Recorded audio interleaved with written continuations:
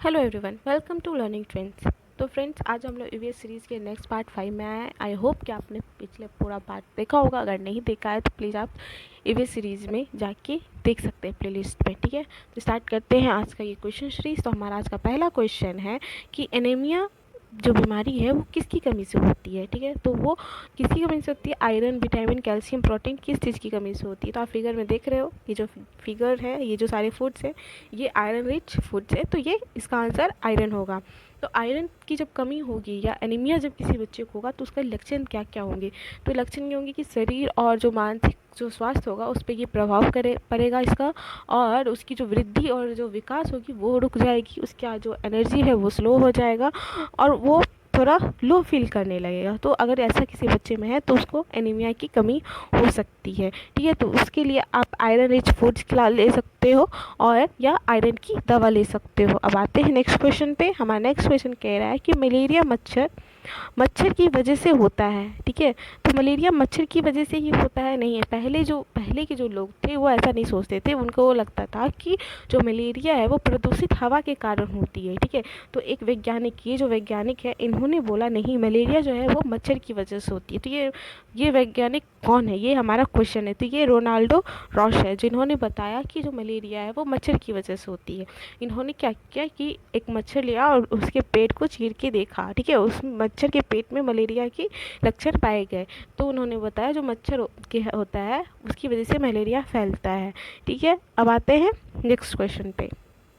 Next question हमारा कह रहा है मिजो भाषा जो है वो किस राज्य में बोली जाती है? मिजो भाषा किस राज्य में बोली जाती है? तो मिजो वर्ड से पता चल रहा है कि ये मिजोरम में बोली जाती है। अब आते हैं नेक्स्ट क्वेश्चन पे। नेक्स्ट क्वेश्चन हमारा कह रहा है चराओ चराओ नृत्य किस राज्य से संबंधित है? ठीक है, तो ये किस राज्य में होता है या किस राज्य से ये वहाँ का ये फोक है या डांस है? तो ये किस राज्य का? तो ये मिजोरम का है।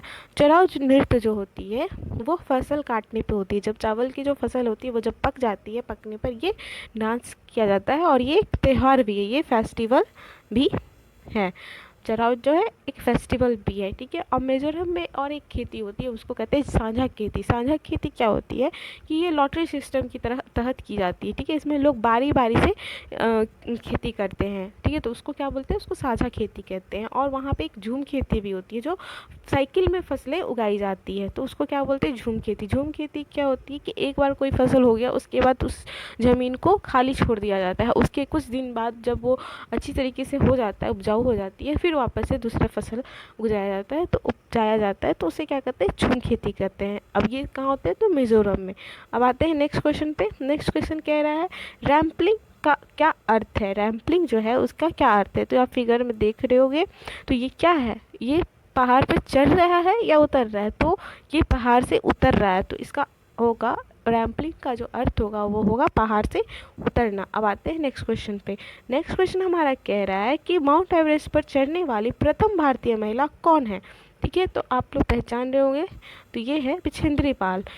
ठीक है, भारत की पहली महिला जो है एवरेस्ट पे चढ़ने वाली कौन थी?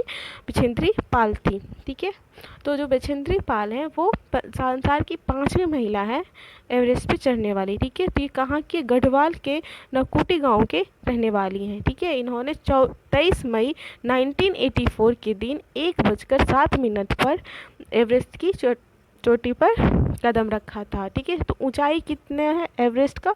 तो पूछ सकते हैं, तो 8900 अकॉर्डिंग टू NCERT। ठीक है, NCERT के अकॉर्डिंग जो है वो 8900 है माउंट एवरेस्ट की ऊंचाई। अब आते हैं नेक्स्ट क्वेश्चन पे। नेक्स्ट क्वेश्चन कह रहा है कर्णम मल्लेश्वरी जो है, ये कर्णम मल्लेश्वरी का संबंध किस खेल से? ये कर्णम मल्लेश्वरी है, इनका संबंध किससे है? किस खेल से? तो इनका संबंध जो है वो वेट लिफ्टिंग से है। ठीक है, ये जो है वेट लिफ्टिंग में है, हमारे भारत को रिप्रेजेंट करती है। अब इनके बारे में जान लेते हैं। ये आंध्र प्रदेश तेलंगाना, जब तेलंगाना आंध्र प्रदेश में था तब वहाँ की इस गांव की ये रहने वाली है। ठीक है, इनका वज़न 130 किलोग्राम है। ठीक है, और इनकी फैमिली के बारे में दिया गया है NCERT में कि इनके पापा जो थे, इनके जो फादर थे वो पुलिस कांस्टेबल थे, और ये जब ये 12 साल की थी तब से ये वेट लिफ्टिंग स्टार्ट की थी, और इन्होंने भारत के लिए, ठीक है, 29 मेडल्स जीत चुकी हैं, ठीक है, भारत के बाहर यानी इंटरनेशनल लेवल पे। ठीक है, अब आते हैं नेक्स्ट क्वेश्चन। गोलकुंडा का किला किस राज्य में है? तो ये इसका आंसर हो जाएगा तेलंगाना। ठीक है, तो ये कब हुआ था? तो 1518 से 1687 में ये इसका निर्माण हुआ था। ठीक है, तो ये कुतुब शाही सुल्तानों के राज्य में इसका निर्माण किया गया था। अब आते हैं नेक्स्ट क्वेश्चन पे। नेक्स्ट क्वेश्चन हमारा कह रहा है कि चांद पर पहुंचने वाले पहले व्यक्ति कौन थे? ये जो व्यक्ति है इनका क्या नाम है? तो इनका नाम है नील आर्मस्ट्रॉन्ग। ठीक है, ये कब गए थे? तो ये 1969 में ये चांद पे पहले व्यक्ति पहुंचे थे। अब क्वेश्चन है हमारा कि मुंबई से दिल्ली की दूरी कितनी किलोमीटर है? तो मुंबई से दिल्ली की दूरी कितनी है? 1400 किलोमीटर है। अब आते हैं नेक्स्ट क्वेश्चन पे। हमारा नेक्स्ट क्वेश्चन कह रहा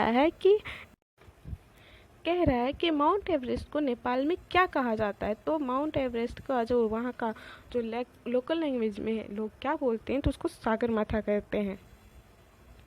आई होप कि आपको ये वीडियो पसंद आया हो। अगर आपको ये वीडियो पसंद आया है तो इस वीडियो को लाइक करें, लर्निंग ट्रेंड्स को सब्सक्राइब करें और अपने दोस्तों के साथ शेयर करें। आज के लिए इतना ही।